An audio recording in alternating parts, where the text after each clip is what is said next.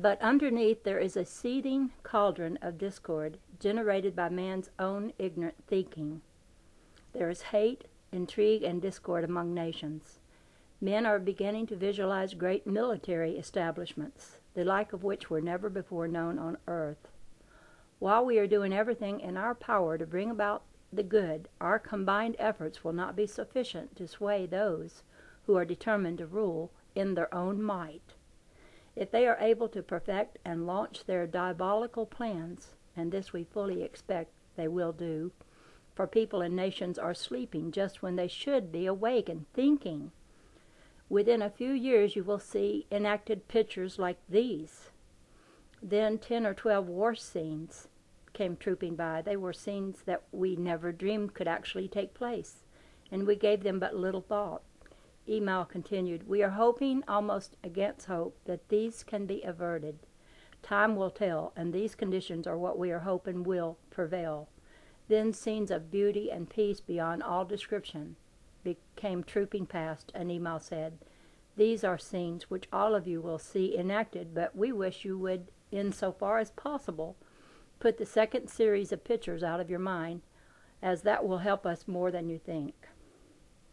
After a short pause, one of our party asked what the words "Lord God" implied. And Email continued, "The Lord God was used to designate the perfect being that the divine principle, or God, created to bring out his qualities here on earth. This being was created in the image and likeness of the divine principle, and had access to and could use everything that the divine principle had. This being was given power and dominion over every condition that existed upon the earth. This being had all the potentialities of the divine principle and the power to bring them forth as long as he cooperated with the divine principle and developed the faculties that had been given him in the ideal way that the divine principle had planned or was holding in mind. This being was afterwards called Lord God, which meant expression in creative action, or the law of God, expression in creative action. This is the perfect being that the divine principle holds in mind for man to express. This is the divine and only man that the divine principle created. Man, or the spiritual side of his nature, has access to and can become this Lord God, or one man.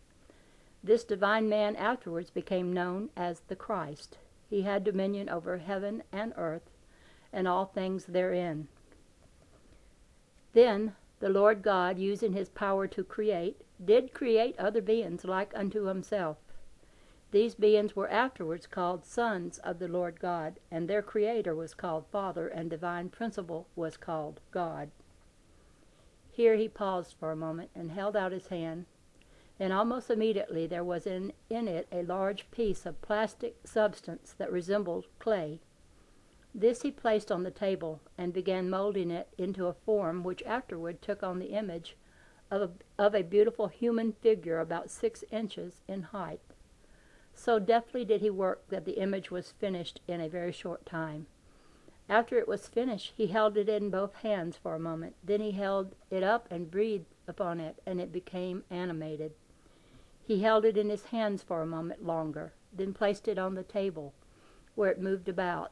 It acted so much like a human being that we never asked a question, but stood with our mouths and eyes wide open and stared. Email spoke, quoting, "And the Lord God created man from the dust of the ground, and breathed into his nostrils the breath of life, and he became a living soul. Then sons of the Lord God created man from the dust of the ground, and they, with their creative ability, breathed the breath of life into the statue, and it became a living soul. The genius can do this with his pottery or handiwork. If he leaves the statue or picture as his hands form it, it is an image, and he has no responsibility. But if he goes on and uses his creative power to put life into it, his responsibility never ceases. He must keep watch of each of his creations, and they must be held in divine order. This is where man in one way lost contact with God. He made images like these, Then he did not withdraw the life which he, in his ardor, had endowed them with, and they wandered over the earth without purpose or aim. Whereas, had he withdrawn the life he had endowed them with, there would have been but the statue, and his responsibility would have ceased. Here the image stopped moving, and Email continued, "You have seen the clay in the hands of the potter, but it is man, not God, that is manipulating the clay.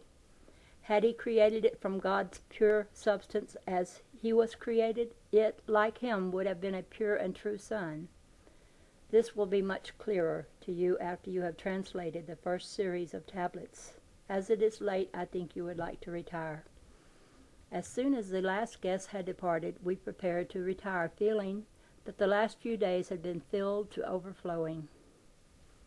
Next chapter. The next morning, we took up the regular work of translating in order to get as clear an insight as possible into the meaning of the characters employed in compiling the records.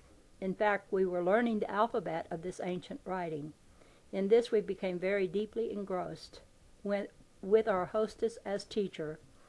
We had been occupied in this work for about 2 weeks when we went to the temple one morning and found our friend, Chandler, who had apparently died and been resurrected, with not a vestige of old age about him. There was no mistaking him. As we came into the room, he arose and came forward with a hearty greeting and handshake. You can imagine our surprise as we gathered around and began to ask questions. We were like a gang of schoolboys turned loose, all attempting to ask questions at the same time. But the fact remained, there he was, with the unmistakable form and voice, but with not a trace of old age about him. Even the voice had regained the vibrant quality of middle age, and everything about him showed the quality of a well-developed life, buoyant and keenly alive. The expression of the eyes and face was far beyond anything that I could put into words.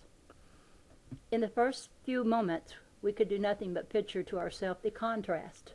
When we had first seen him, he was a decrepit old man, leaning on a long staff for support, with long snow-white locks, halting step, and emaciated form. One of our party had remarked when we first met him, "Here we find among these great souls one so aged that he seems ready to pass to the great beyond."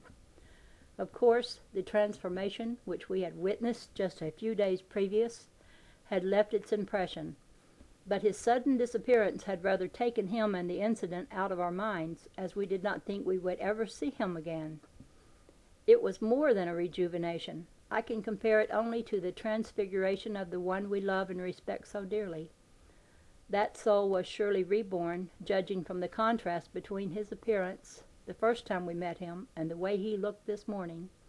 It is true that we had known him only a short time, but we had been thrown in daily contact with him for a sufficient time to see and know that he was an old man.